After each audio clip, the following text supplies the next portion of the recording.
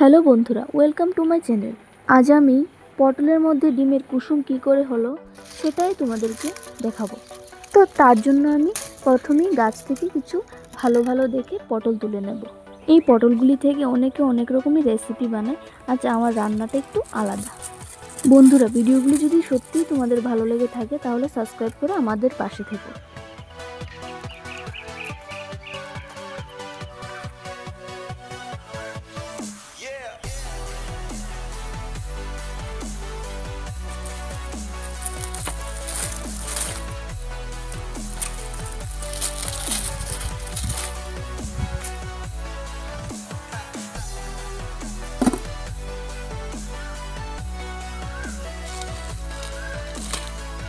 এই দেখো বন্ধুরা, পটল গাছের ফুলগুলো কি সুন্দর।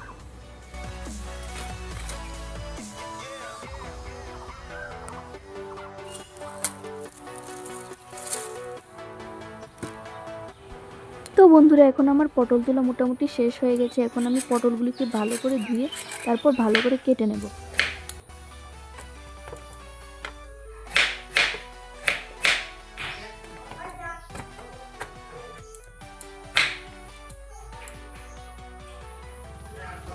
তো এখন আমি পটলের গায়ের যে মিডলের অংশটা মানে সাদা অংশটা সেটা ছুরি দিয়ে ভালো করে রাউন্ড করে শেপ দিয়ে ভিতরের অংশটাকে তুলে নেব। তোমাদের সুবিধার জন্য তোমরা অনেক কিছু দিয়েই সেটা করতে পারো, হয়তো বা চামচ দিয়ে, হয়তো বা অনেক কিছু লাগিয়ে তোমরা এই জিনিসটা করতে পারো। আমার কাছে সব থেকে ইজি হয়েছে যে আমি ছুরিটা দিয়ে করব, তাই আমি করে নিলাম।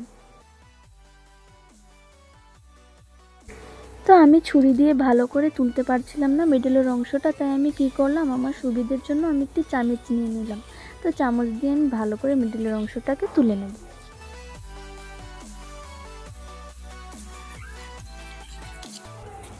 এখন আমি আলুগুলাকে ভালো করে 2 পিস করে কেটে নেব।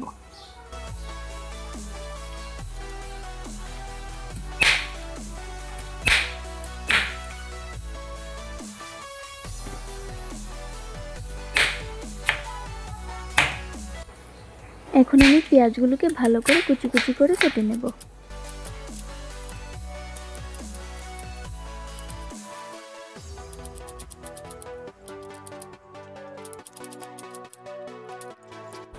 কয়েকটা কাঁচা লঙ্কাও আমি কেটে নেব।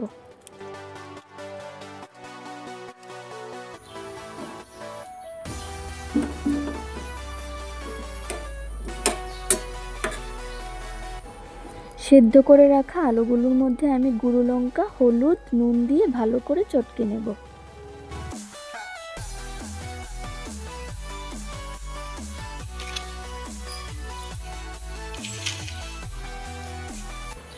দেখো, আমি ডোটা ভালো করে মেখে নিয়েছি। এখন আমি ছোট ছোট বলের মতো করে পটলের মাঝখানটায় দিয়ে দেব।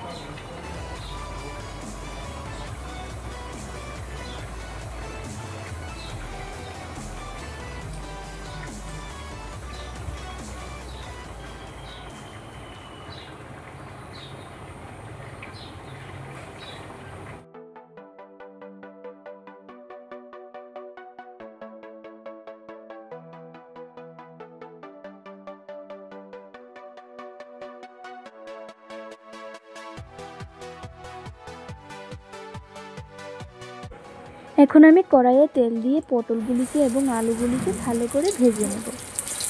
আর বন্ধুরা, এই পটল ভাজাটা যত ভালো হবে খেতে তার থেকেও বেশি ভালো হবে।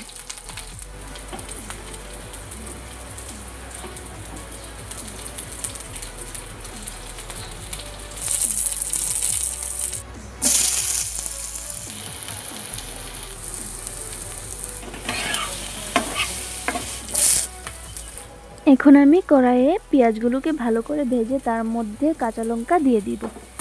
তারপর জিরে, ধনে, হলুদ গুঁড়ো, গুঁড়ো লঙ্কা দিয়ে দেব।